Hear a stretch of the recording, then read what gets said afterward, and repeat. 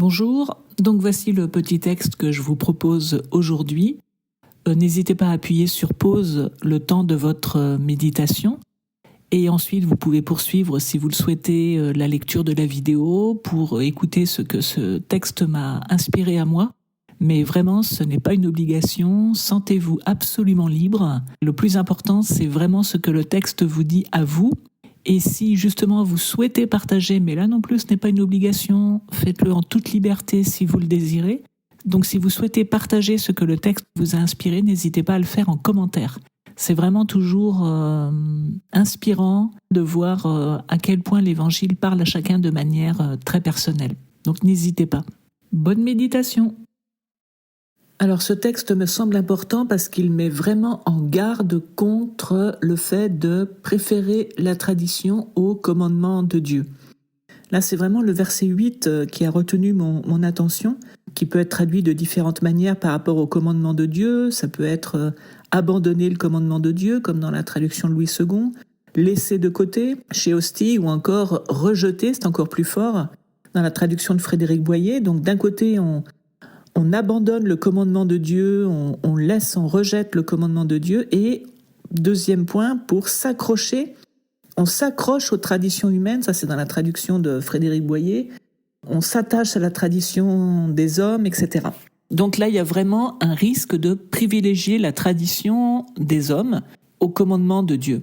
Et en fait, ce risque, il est inhérent, je pense, à toutes les religions qui ont une certaine ancienneté, qui ont développé toute une série de traditions. Et ce risque, c'est vraiment de privilégier la tradition à la parole de Dieu, à l'enseignement de Dieu, à un chemin d'approfondissement avec Dieu. Parce qu'en fait, moi j'y vois l'opposition entre la superficie et la profondeur, entre ce qui est extérieur et ce qui est intérieur, et entre ce qui est facile et ce qui est difficile. C'est-à-dire que le grand risque, quand on s'accroche donc aux traditions au détriment de l'enseignement de Dieu, c'est qu'on reste en fait à la superficie des choses. On ne plonge pas dans le mystère de Dieu. On reste au niveau des rites, le fait, comme le dit Jésus, de nettoyer les coupes, les pots, les vases en bronze, etc. On accorde plus d'importance à ça qu'à nettoyer le vase de notre cœur où on va recevoir l'amour de Dieu et le répandre sur les autres. Donc là, il y a vraiment un risque de privilégier ce qui est extérieur, ce qui est apparent, ce qui est superficiel, à ce qui est vraiment profond, un approfondissement en fait de la relation avec Dieu pour entrer dans son mystère et pour vraiment vivre son amour et le partager avec les autres. Et ça, c'est quand même, je pense, le grand risque qui guette toutes les religions qui se sont chargées de traditions au fil des siècles. Donc là, il faut vraiment faire très très attention, je pense, par rapport à ça et ne pas perdre de vue ce qui est essentiel. Et on voit bien dans ce texte l'attitude des pharisiens et des docteurs de la loi, des scribes, qui sont les grands spécialistes de l'interprétation des Écritures, mais qui aussi défendent l'idée d'une Torah orale, c'est-à-dire un ensemble de traditions qui, pour certains, remonteraient y compris à Moïse, et qui viennent donc s'ajouter à la Torah écrite.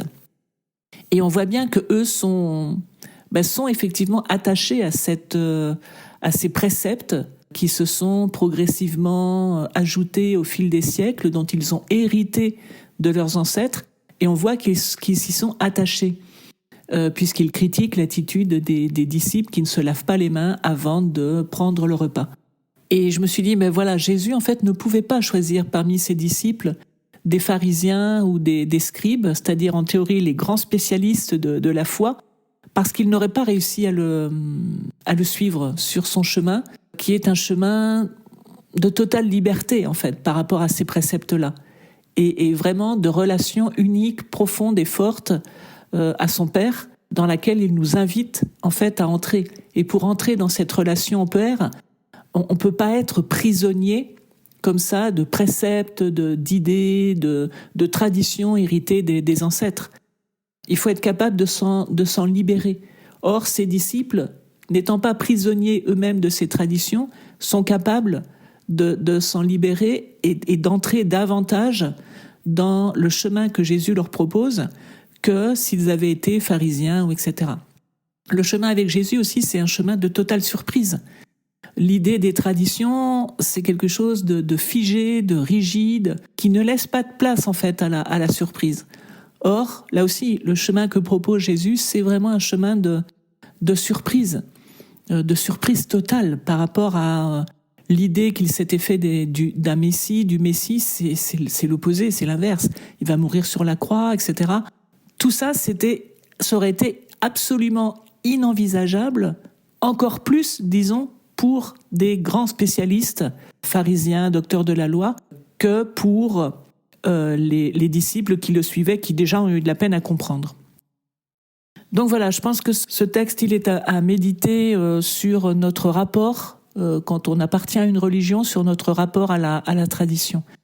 Et toujours, moi en tout cas, ça m'invite à vraiment privilégier l'approfondissement, la purification de mon cœur par rapport à toute autre chose pour suivre Jésus, dans une totale liberté.